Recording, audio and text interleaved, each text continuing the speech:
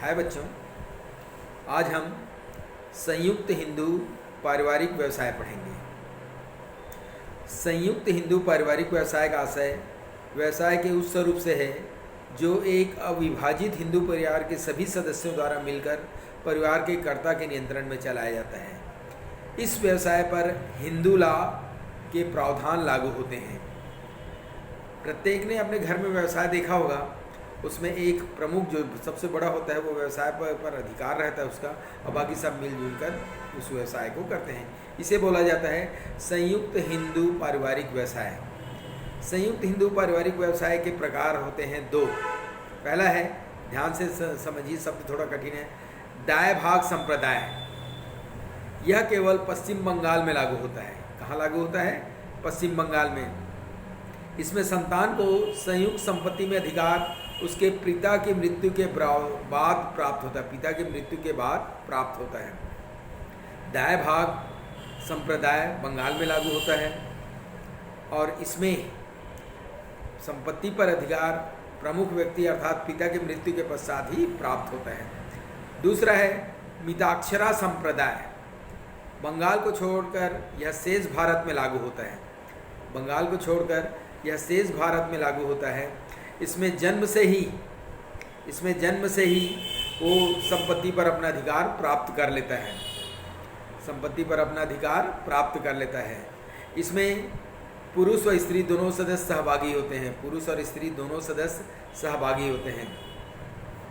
संयुक्त हिंदू परिवार में कर्ता की भूमिका। संयुक्त हिंदू परिवार में कर्ता की भूमिका। कर्ता पूरे व्यवसाय पर नियंत्रण रखता है। कोई भी निर्णय लेना होता है कर्ता स्वयं लेता है। प्रमुख है, व्यवसाय का प्रमुख है, सबसे बड़ा भी है, तो हर निर्णय किसके पास सुरक्षित रहता है? कर्ता के पास सुरक्षित रहता है। संयुक्त हिंदू पारिवारिक व्यवसाय की विशेषता या लक्षण। पहला है हिंदू लॉ के प्रावधान लागू होना। हिंदू लॉ के प्रावधान लागू होना। जो हिंदू लॉ बना हुआ है वो इस व्यवसाय पर लागू होते हैं। कर्ता का दायित्व। कर्ता का दायित्व हमेशा असीमित होता है। असीमित का अर्थ मैंने पहले भी बताया हूँ। यदि व्यवसाय में लगाए गए पैसे से भी और अतिरिक्त पैसे की ज़रूरत पड़ती है तो कर्ता को अपनी संपत्तियों में से निकाल कर देना पड़ता है। इसको बोला जाता है असीमित दायित्व। सदस्यों का दायित्व। उसके जो सदस्य हैं, सदस्य के तात्पर्य परिवार के जो अन्य मेंबर हैं वो सदस्य कहलाएंगे। सदस्यों का दायित्व उसके हिस्से की संपत्ति तक ही सीमित रहता है। उसके हिस्से की संपत्ति तक ही सीमित रहता है। जन्म से भागीदारी। जन्म से ही भागीदार बन जाता है। जैसे ही वो पैदा लेता है व्यवसाय में भागीदार बन जाता है।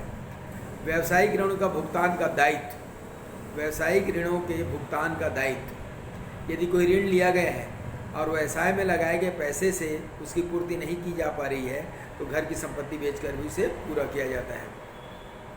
अवयस्क की सदस्यता। संयुक्त हिंदू पारिवारिक व्यवसाय में अवयस्क जन्म से सदस्य प्राप्त कर लेता है। स्त्री की सदस्यता पर प्रतिबंध। संयुक्त हिंदू पारिवारिक व्यवसाय में स्त्री की सदस्यता पर प्रतिबंध है।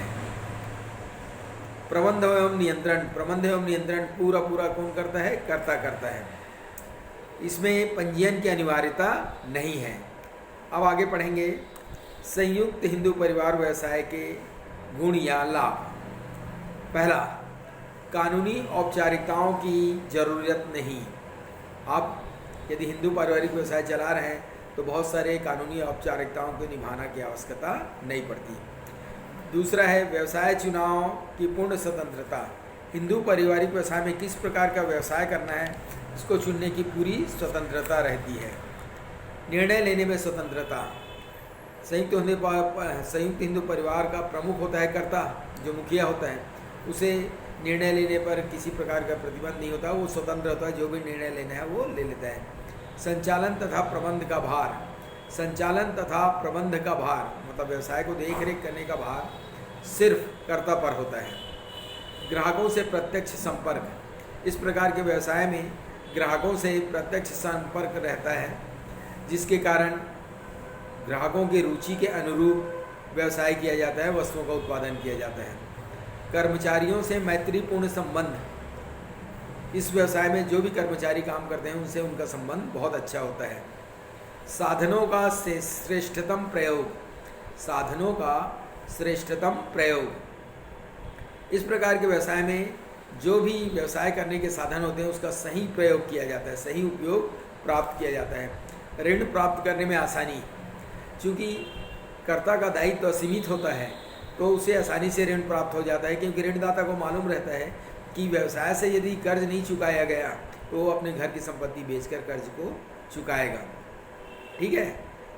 गोपनीयता, इस व्यवसाय में गोपनीयता बनी रहती, किसी भी प्रकार कोई चीज़ लीक नहीं होती, क्योंकि कर्ता प्रमुख होता है तो सारी बातों को गोपनीय रखता है। अब आपका एक होमवर्क क्वेश्चन है, हिंदू पारिवारिक व्यवसाय की हानि या दोष बताइए।